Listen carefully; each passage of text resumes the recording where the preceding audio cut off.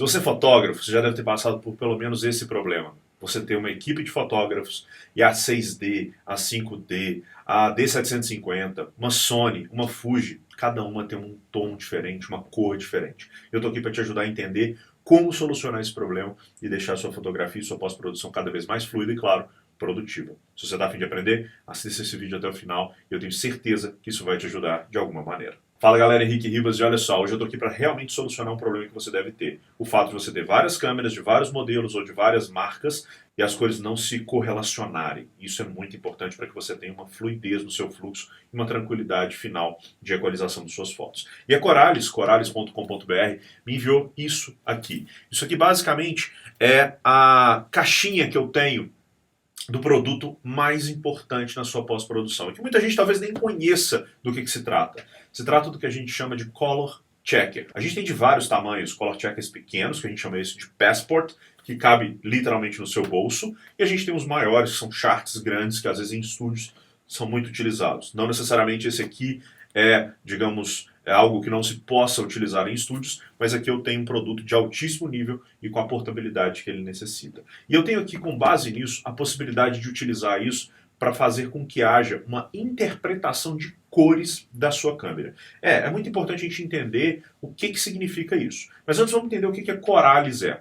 A Corales é uma empresa especializada em tudo aquilo que tem relação com a parte de gerenciamento de cores, monitores, HUDs, que são aqueles paraçóis que a gente coloca ao redor dos monitores, color checkers, colorímetros, espectrofotômetros, equipamentos de alto nível e, claro, também treinamentos. Então, se você não conhece corales.com.br, acessa lá que eu tenho certeza que você vai estar no maior e melhor ambiente para poder aprender e também ter os produtos necessários para esse tipo de problema. E esse produto aqui foi me enviado por eles. E eu recebi isso com muito carinho e estou aqui para fazer um review para você entender como isso aqui pode solucionar o seu problema. O Color Checker, ele é uma das bases que a gente tem com relação à parte de gerenciamento de cores. A gente tem que entender que gerenciamento de cores tem uma relação voltada para a estruturação do seu ambiente, ou seja, as luzes que o seu ambiente tem, a estruturação do seu monitor, a estruturação da sua impressora e, claro, a estruturação da sua câmera.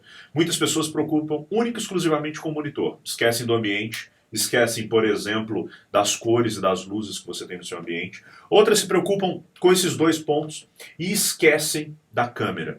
Às vezes, a impressora não tem como a gente controlar tanto, porque a gente está, digamos, direcionado a uma determinada empresa ou pessoa que está fazendo nossos prints. Porém, se a gente tem um controle do nosso ambiente, do nosso monitor e da nossa câmera, a gente já tem, digamos, todo o nosso ciclo, digamos, 70% feito. Os outros 30% a gente vai confiar na idoneidade de certas empresas, como por exemplo a Viacolor, que eu tenho certeza que segue à risca todos os padrões de calibração dos seus equipamentos. Mas como a gente está falando de câmera, o que isso significa? A indústria da fotografia, a indústria, digamos, visual, de produções de imagens, ela se baseia em normas. Uma delas é uma ISO, que ela faz com que haja uma tabela normatizada de cores.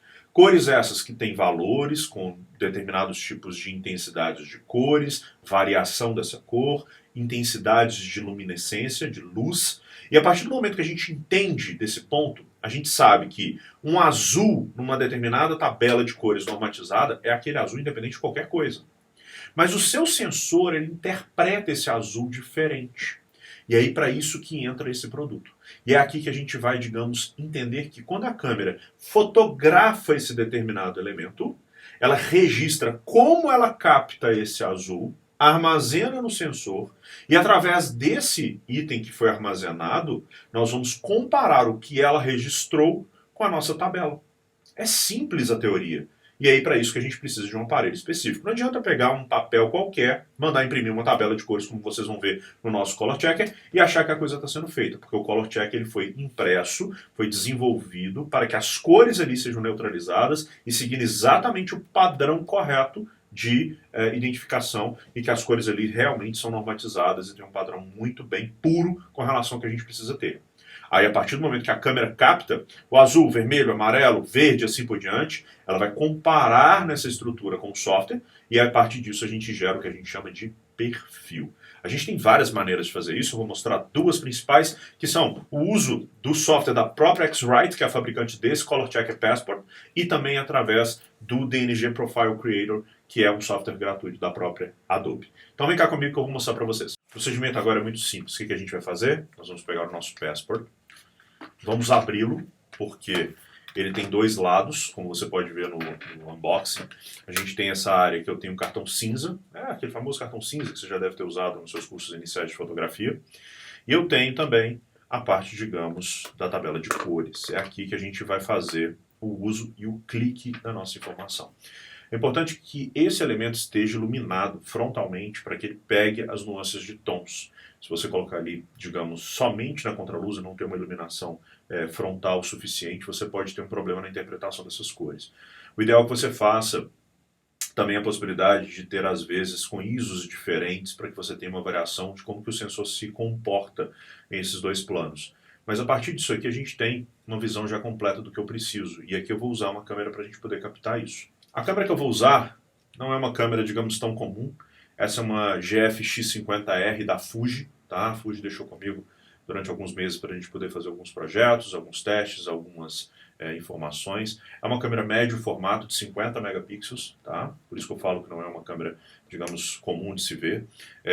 O médio formato, para quem não conhece, ele está um sensor maior do que o full frame. Então, se você é um aficionado por tamanhos de sensores, você pode ter certeza que esse aqui vai te trazer bastante informação em termos de tamanho de sensor, o que te traz algumas questões relacionadas à absorção de luz, à qualidade dos pixels. Os pixels são maiores, isso te traz menos compressão. Então, assim, é uma câmera que não é uma câmera voltada para esporte, é uma câmera que tenha esse volume de megapixels para poder gerar imagens em grandes formatos.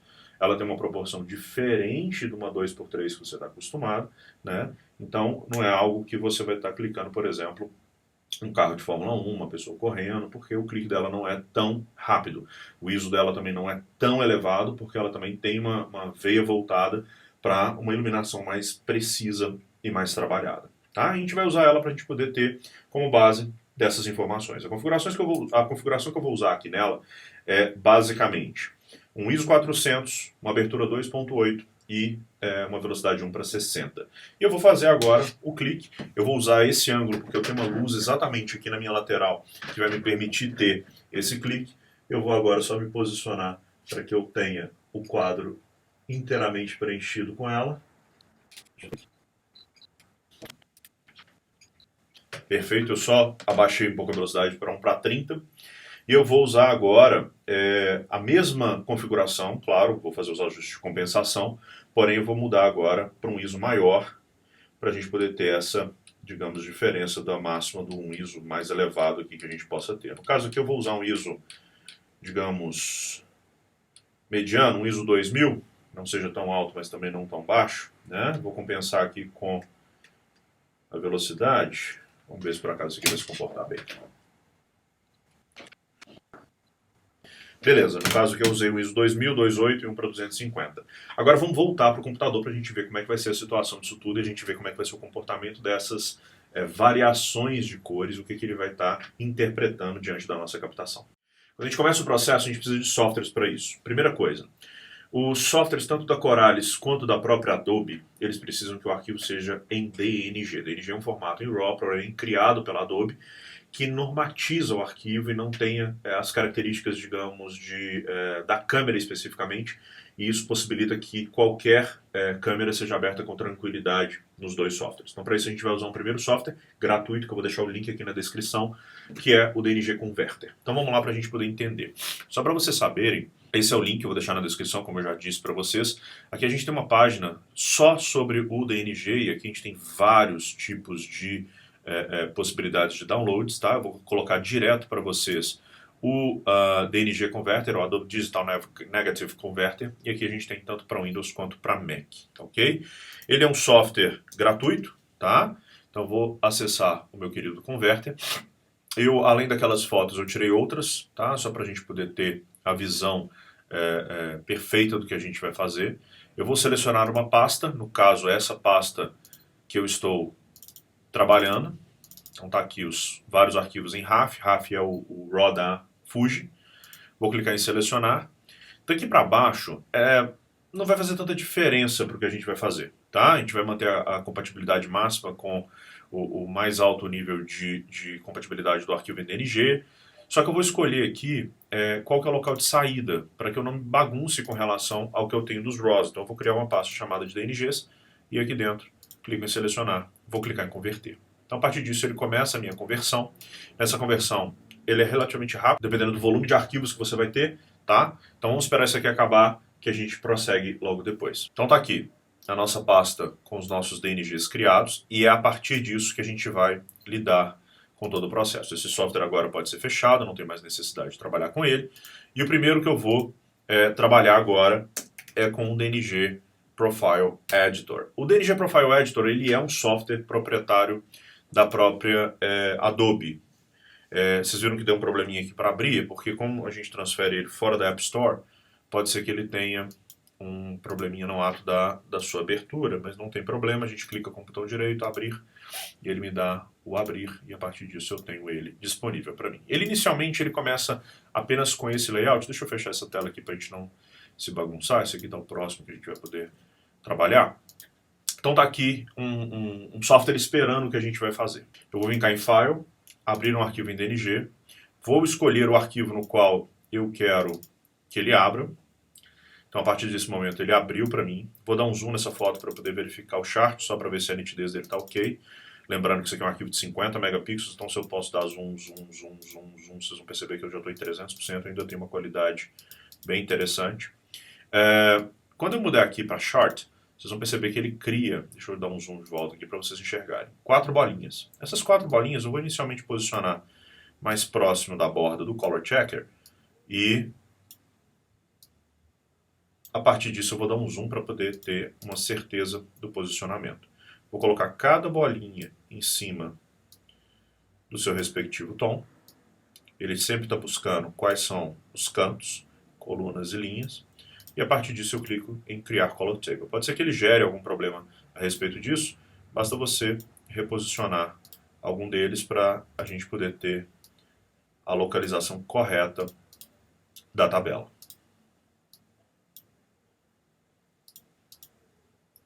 Beleza, então ele está falando que a operação vai ser feita baseado numa sequência de variação de Kelvin.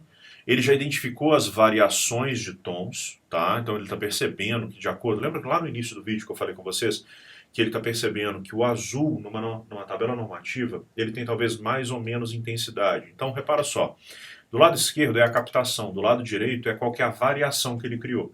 Então já de cara aqui ele já me faz toda a matemática baseada numa tabela normatizada. E com isso ele vai criar o que a gente chama de perfil. Perfil para quem? Para essa câmera. Isso é muito importante vocês entenderem. Ele não está criando um perfil genérico, ele está criando um perfil especificamente para esse equipamento que eu utilizei. Então a partir disso ele está vendo, olha, o azul ele estava muito intenso, muito saturado, ele tirou um pouco da saturação, tinha uma pequena variação trazendo ele um pouco para o verde, ele trouxe um pouco menos. Se você perceber até outros tons aqui, olha, esse laranja aqui praticamente não está sendo modificado, ele aumentou um pouco a saturação. Os azuis continuam tendo variação, magenta tem uma variação, olha, puxando um pouco menos para o azul e trazendo ele mais para o vermelho, menos saturação. O vermelho está quase nulo, já esse tom aqui está praticamente nulo também, esse aqui está quase nulo. Então, ou seja, a gente vai ter elementos que vão mudar e outros que vão se manter, porque ele está interpretando o que está acontecendo. Uma câmera de altíssimo nível, como a nossa querida GFX 50R, ela tem suas variações. Por quê? Porque ela está captando de acordo com uma construção que às vezes pode sofrer algum tipo de alteração. E mesmo às vezes modelos idênticos, eu pego uma 6D Mark II, comprada no mesmo dia, na mesma loja, do mesmo fornecedor, pode ser que ambas tenham um pouco de variação. E é através disso que a gente vai corrigir esses pontos. Para a gente finalizar, o que eu vou fazer? Eu vou vir cá em Options, vou dar qual que é o nome do meu perfil. Isso aqui é uma GFX 50R. Quem criou fui eu mesmo, tá? Você pode copiar à vontade, eu poderia colocar aqui como copyright, sem problema. Vou salvar primeiro esse recipe. Então, a partir do momento que eu salvo essa receita, tá? Eu vou chamar aqui de GFX 50R, só para poder, caso necessário, voltar na minha estrutura, e eu vou dar um export. Esse export, ele está pegando os dois nomes que eu fiz, então normalmente só tiro um aqui, GFX 50R, deixo ela aqui como .dcp, E repara, no caso do Mac, ele já salva no local correto onde esse arquivo precisa estar. Tá? Já no Windows, existe um local específico que eu vou deixar aqui na descrição aqui também para vocês onde é que você coloca esses pontos, assim como também da Apple, tá bom? Vou clicar em salvar e pronto, já fiz a salva do meu perfil. A partir disso, eu vou abrir o Lightroom. Com o Lightroom aberto, eu vou importar aqueles mesmos arquivos, que no caso são os que eu tenho por enquanto da minha GFX 50. A gente vai ter a sua importação feita, tá? Vocês vão perceber que se eu vier aqui em revelação, onde está escrito perfil do lado direito, deixa só uma imagem abrir, eu vou clicar aqui nesses 4 quadradinhos. Ele só está acabando de importar, por isso que ele não está me liberando. Agora sim. Vou dar um OK, clicar nos 4 quadradinhos e repara, ele já tem listado para mim o perfil da GFX. Olha. Essa não é a mesma imagem que eu tinha feito, mas repara só. Com aplicação, sem aplicação. Com aplicação, sem aplicação. Com aplicação, sem aplicação. Vocês conseguem perceber como é que a gente já teve uma variação das cores? E isso agora vai neutralizar o seu arquivo. Agora, as imagens que você vier captar que tiverem essas características, elas vão sofrer essa mesma modificação. Isso aqui poderia ser, digamos, melhorado o processo a partir do momento que você pega esse arquivo e embute numa importação para ele sempre usar esse perfil como base de aplicação em todos os arquivos daquela câmera. Como um exemplo prático na ação, a gente falando de fotografia real e não simplesmente uma foto de um Color Checker, eu tenho uma sequência de fotos clicadas por uma X Pro 2, tá? Então vou mostrar uma ou duas para vocês terem uma noção. Estou aqui com o meu software da Color Checker aberto. Eu vou abrir o DNG Converter, porque esse único arquivo que está aqui, vou colocar ele dentro de uma pastinha, porque esse software é apenas uma pastinha. Vou colocar ele dentro dessa pasta, vou selecionar essa pasta e vou mandar para a mesmíssima pasta que antes eu estava lidando. Vou clicar em converter, ele já vai processar a minha conversão, já foi convertido,